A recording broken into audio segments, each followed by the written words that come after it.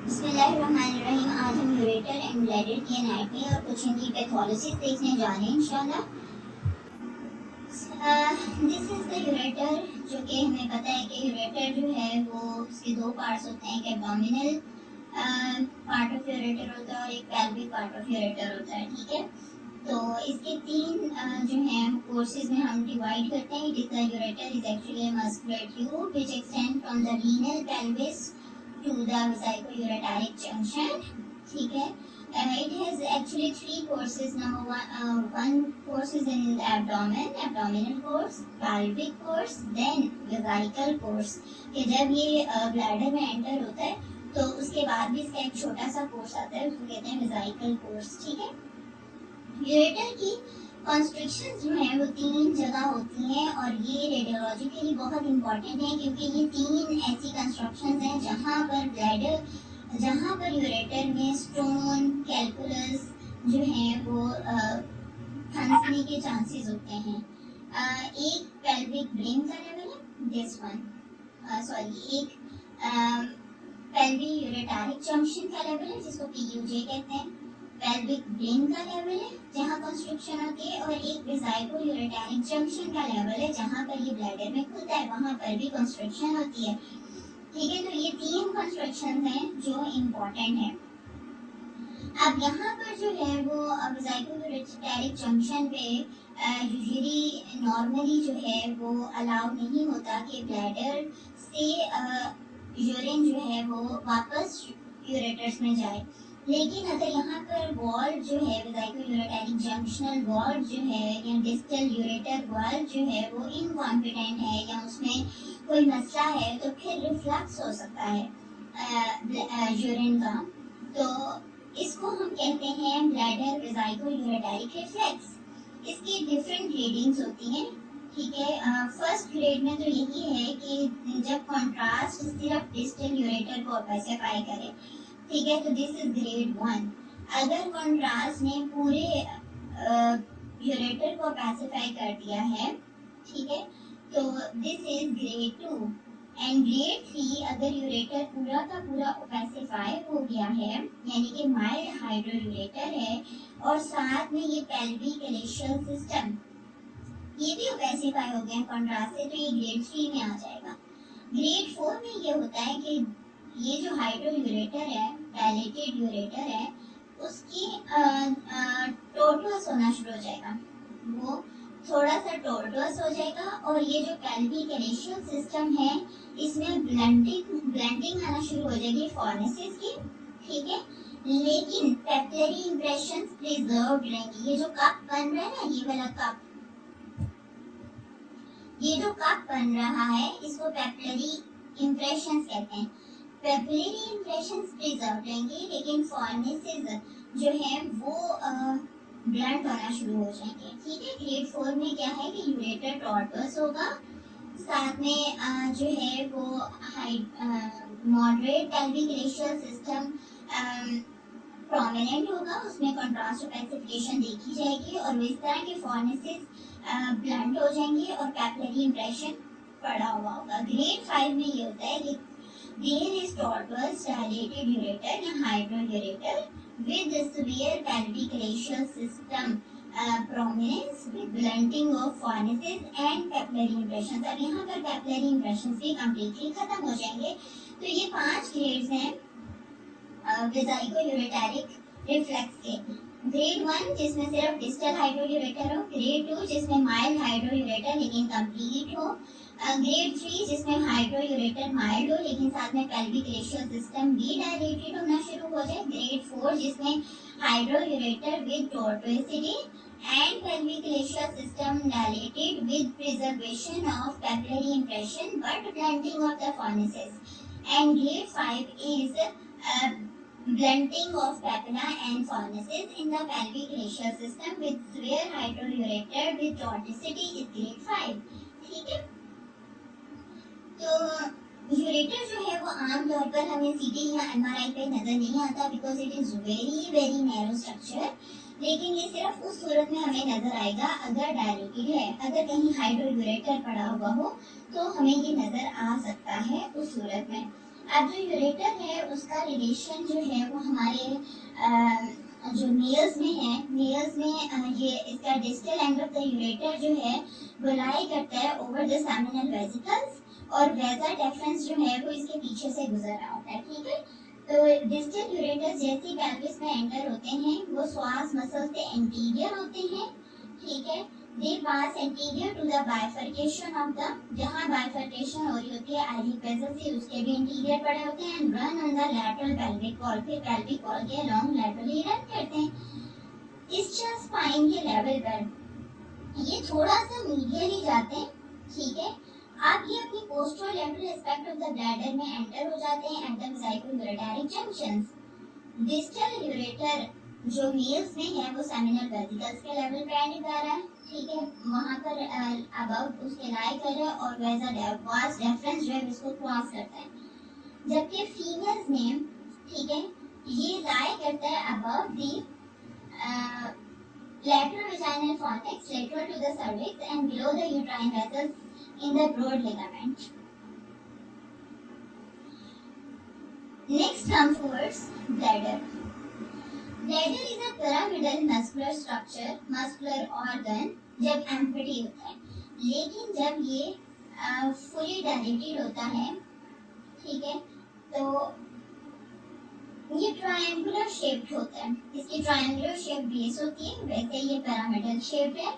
जब एम्प्टी है triangular shaped base है, posteriorly this is the base, posteriorly this is the apex, this is the superior surface, ठीक है, these are the lateral surfaces and this is the neck of the bladder, ठीक है। अब जो है वो it is surrounded by the involuntary internal urethral sphincter. Internal urethral sphincter is involuntary and external urethral sphincter is voluntary, ठीक है। The urethra is separated from the pubic symphysis by the retropubic fat space.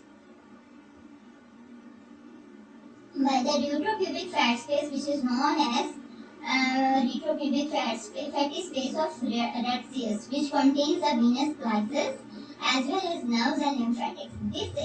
This is actually ये urethra जो है वो pubic bone से separate है through the retropubic space of Retzius, जिसमें nerve plexus होंगे, जिसमें similarly आपकी veins होंगी, जिसमें जो है वो आपका फैट टिश्यू होगा और आपके लिम्फेटिक्स होंगे।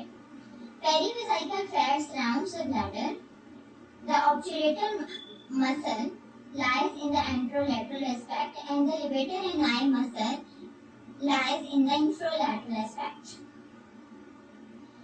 Superiorly it is loosely attached to the peritoneum, loosely bound by the peritoneum, which separates it from the small bowels of the small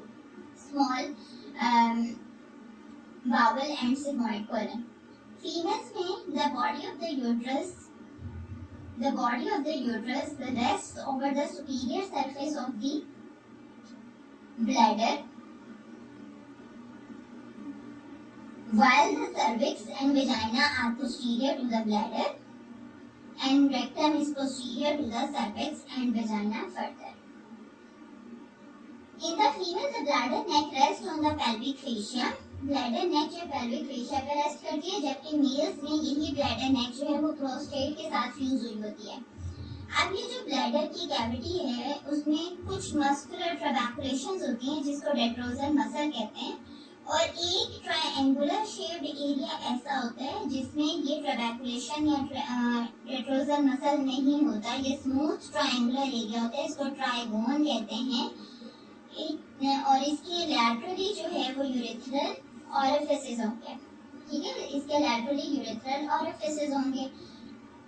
bladder जो है वो एक्चुअली एक्स्ट्रा पेरिटोनियल स्ट्रक्चर है, क्यों? क्योंकि इसको पेरिटोनियम सिर्फ ऊपर से कवर कर रही होती है। ब्लैडर एक्स्ट्रा पेरिटोनियल स्ट्रक्चर है, जैसे ही वो भर जाता है तो ये ओवॉइड बन जाता है, ओवल शेप का बन जाता है और ये ऊपर एब्डोमेन में चला जाता है, पेरिटोनियम को ऊपर की तरफ पुश कर देता है, गट लूप्स ऊपर की तरफ पुश हो जाते हैं, ठीक है। जबकि इंफीरियरली ब्लैडर जो है वो दो लिगामेंट्स के साथ जो है वो बाइंड हुआ होता है। एक प्यूबोप्रोस्टैटिक लिगामेंट होता है ठीक है, एक ट्यूबोप्रोस्टैटिक लिगामेंट होता है और एक रेक्टो प्रोस्टैटिक लिगामेंट होता है, जो इसको पूरा का पूरा बाइंड करके रखते हैं। एक ट्यूबोप्रोस्टैटिक लिगामेंट होता है जो इंटीरियर इसको होल्ड करके रखता है ब्लैडर को, और एक ट्यूबोवेसाइकल, अगर वो हाँ ट्यूबोवेसाइकल लिगामेंट होता है और एक ट्यूबोप्रोस्टैटिक लिगामेंट होता है। ये ब्लैडर को एक्स्ट्रा पेरिटोनियली होल्ड करके रखते हैं, ठीक है।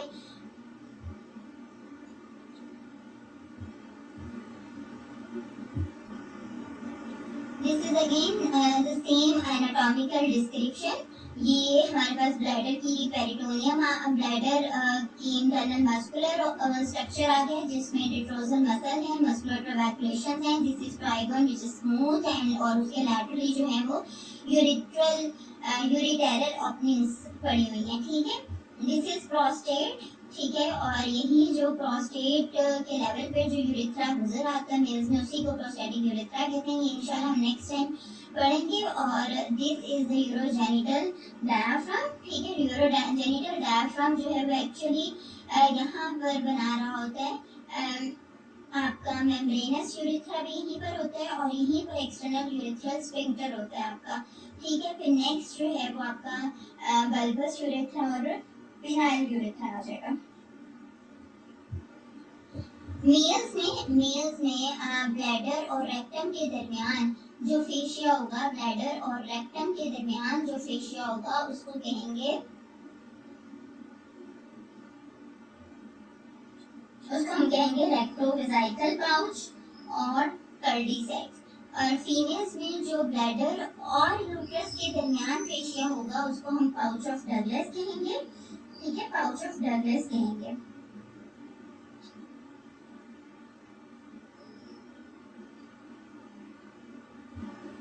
Next is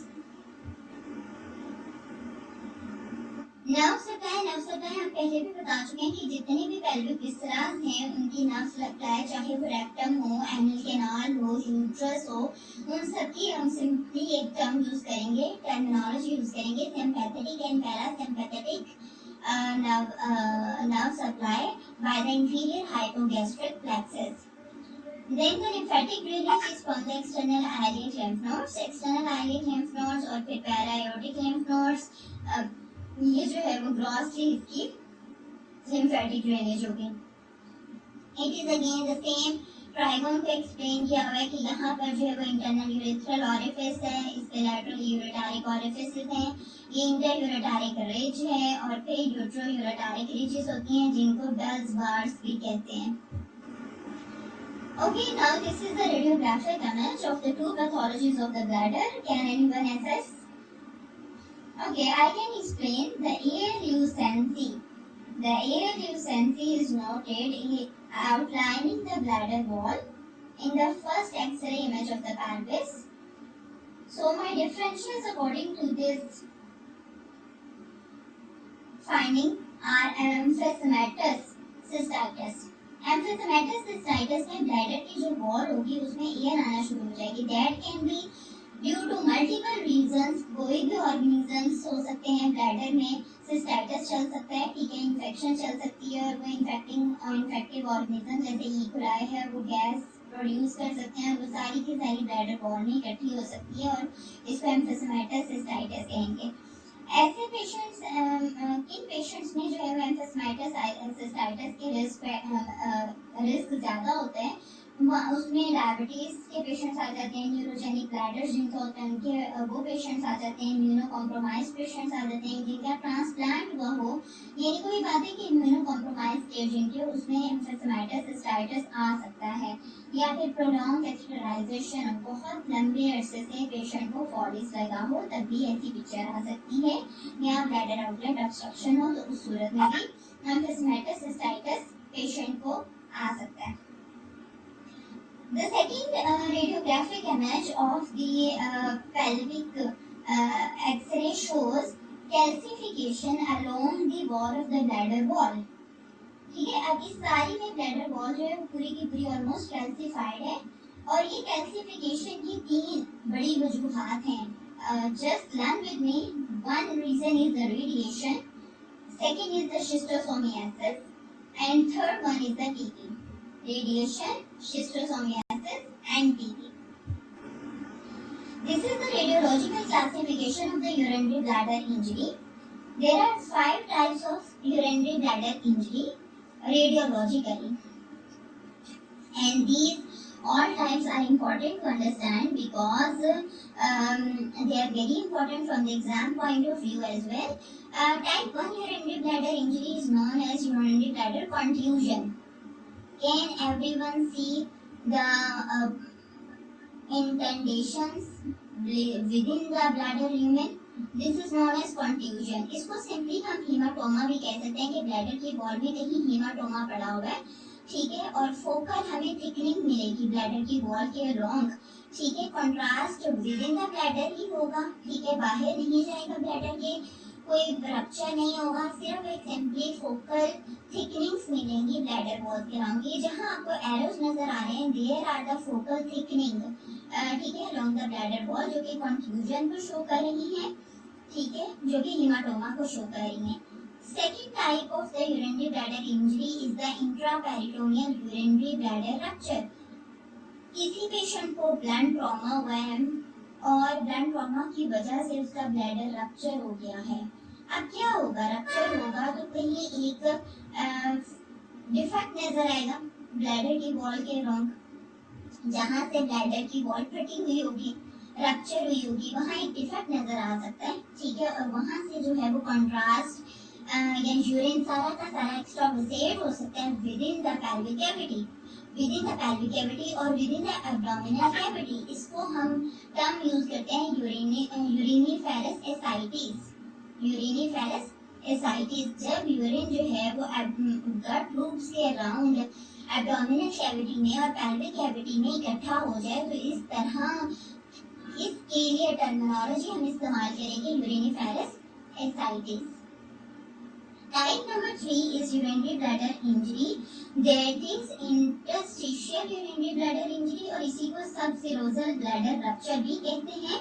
This is very rare type। इसमें ये होता है कि एक टीयर आ जाता है serosal surface में without a complete tear in the bladder wall, सिर्फ उसकी serosa की वॉल में आता है टीयर, ब्लैडर की वॉल में कंप्लीट टीयर नहीं आता, सिरोजल लेयर में आता है tear. This is very rare. इसमें भी कंट्रास्ट आपको ब्लैडर के ल्यूमेन के अंदर ही नजर आएगा, ब्लैडर के बाहर नहीं जाएगा contrast. Type 4A, type 4 is simple extraperitoneal urinary bladder rupture, ठीक है। Simple extraperitoneal urinary bladder rupture ये होता है कि इसमें बाहर से कोई आपको कोई ट्रॉमा हुआ है, इसकी वजह से कोई पेल्विक फ्रैक्चर हो गया, पेल्विक फ्रैक्चर की वजह से आपका यूरिनरी ब्लैडर का रप्चर हुआ, ठीक है। जब रप्चर हुआ है तो यूरिन जो है वो पेरीवेसाइकल स्पेस में एक्स्ट्रावेसेट करके जा सकता है, ठीक है। इसमें आपको एब्डोमेन में या पेल्विक कैविटी में नहीं नजर आएगा, बल्कि सिर्फ पेरीवेसाइकल कंट्रास्ट नजर आएगा, जो कि कुछ पेरीवेसाइकल प्यूबोवेसाइकल स्पेसेस होती है, वहां पर जो है वो ये कंट्रास्ट एक्स्ट्रावेसेट करेगा simple extraperitoneal urinary bladder rupture में। या मजीद ये हो सकता है कि ये नीचे जो है वो आपके स्क्रोटम में, पेरिनियम में जा सकता है ये कंट्रास्ट, ठीक है। टाइप 5 जो है वो मिक्स्ड है, यानी कि इसमें इंट्रापेरिटोनियल भी रप्चर है और एक्स्ट्रापेरिटोनियल यूरिनरी ब्लैडर रप्चर भी है, और इसमें मिक्स्ड आपके पास सिम्टम्स हैं, यानी कि यूरिनिफेरस एसाइटिस भी आ रही है, और सेकेंडली जो है वो आपके पास पेरीवेसाइकल प्यूबोवेसाइकल स्पेस में भी कंट्रास्ट आ रहा है, और ब्लैडर की वॉल एक जगह से पूरी की पूरी रप्चर भी नजर आ रही है। Okay, now these are frontal projection views of X-ray AP view of the pelvic cavity, in which I am appreciating fracture of the inferior MS of left inferior MS of the pubis and right superior and inferior MS of the pubis with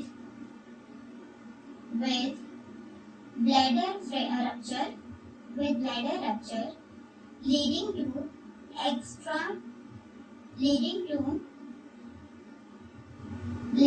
extravasation of urine within the pubovesical or perivesical space,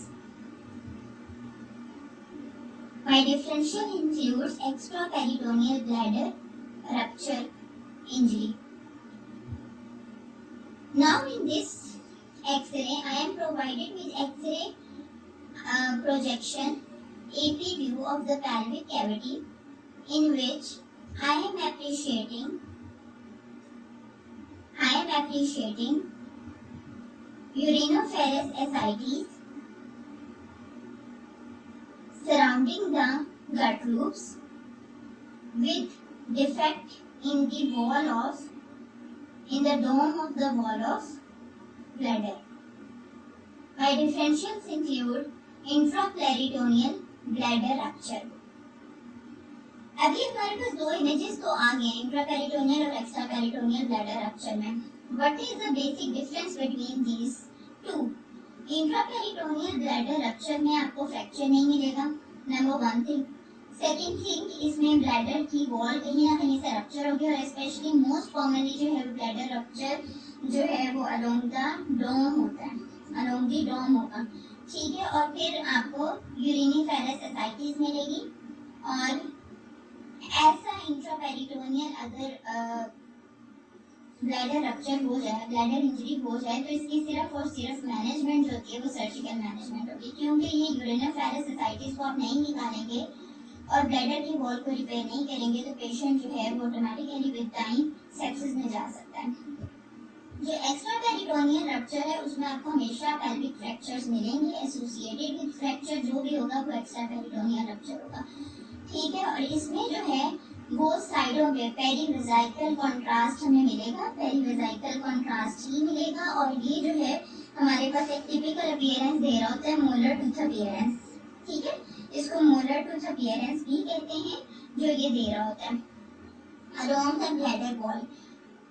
इसमें contrast जो है वो ना abdominal cavity में जा सकते हैं, ना अलोंग द गट लूप जा सकते हैं. फ्लेम शेप डेंसिटी या मोलर टूथ साइन इसको कहेंगे. ठीक है, और इसकी मैनेजमेंट हमेशा मेडिकल मैनेजमेंट होगी, क्योंकि इतना थोड़ा सा जो यूरिन अगर पेरीवेजाइकल स्पेस में गया भी है ये खुद ब खुद रिजॉल्व हो जाता है. इसके लिए आपको सर्जिकल मैनेजमेंट की जरूरत नहीं होगी. These are MR images of the bladder, MR images of the lower pelvic cavity, including the bladder in view. अब इसमें आपकी ये जो आपको ब्लैक लाइन नजर आ रही है along the bladder wall, इस लाइन को एक स्पेशल मतलब इफेक्ट का नाम दिया जाता है. This is known as chemical shift और इंडियाना इंक आर्टिफैक्ट. यानी ये जो black line around the bladder आ रही है, दिस इज एक्चुअली केमिकल और इंडियाना इंक आर्टिफैक्ट. ठीक है, और ये नॉर्मली कंटिन्यू करेगी, okay, bladder black line almost on all surrounding areas of the bladder wall. अगर कहीं पर आपको ये ब्लैक लाइन डिसरप्ट मिले, आपको नजर ही ना आ रही हो किसी लेवल पे, तो इसका मतलब है कि वहाँ पर ग्रेड 3 का ब्लैडर ट्यूमर पड़ा हुआ है. क्योंकि ग्रेड 1 ग्रेड 2 में हमें ये ब्लैक लाइन नजर आएगी, बहुत अच्छी नजर आएगी, जबकि ग्रेड 3 में ये ब्लैक लाइन जो है वो खत्म हो जाएगी उस लेवल पर जहाँ पर ग्रेड 3 का ब्लैडर ट्यूमर पड़ा होगा. ठीक है, तो ये इंडियाना इंक आर्टिफैक्ट और केमिकल शिफ्ट की ये इम्पोर्टेंस है. Now this is the normal thing कि ब्लैडर की जो ड्रोम है वो जब बच्चा छोटा होता है तब वो अम्ब्लाइकस के साथ कनेक्टेड होती है through a patent ductal system, जिसको कहते हैं पेटेंट यूरेकस.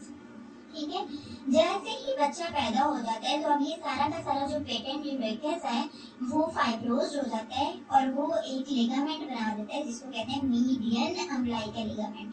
ठीक है, मीडियन अम्ब्लाइकल लिगामेंट है. अब अगर ये फाइब्रोज ना हो तो फिर क्या होगा कि सारा का सारा यहाँ से ब्लैडर का यूरिन जो है वो अम्ब्लाइकस के थ्रू बाहर आएगा. ठीक है, तो एक पैथोलॉजिकल हो जाएगा ये. फिर सेकेंड एक होती है urachal cyst.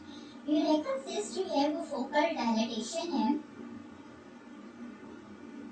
यूरेकल cyst is the focal dilatation within the urethus. Focal dilatation within the urethus. इसका प्रॉक्सिमल और डिस्टल एंड फाइब्रोज है, लेकिन एक फोकल मिडल डायलेटेशन है जिसको हम जो है यूरेकल सिस्ट कहेंगे।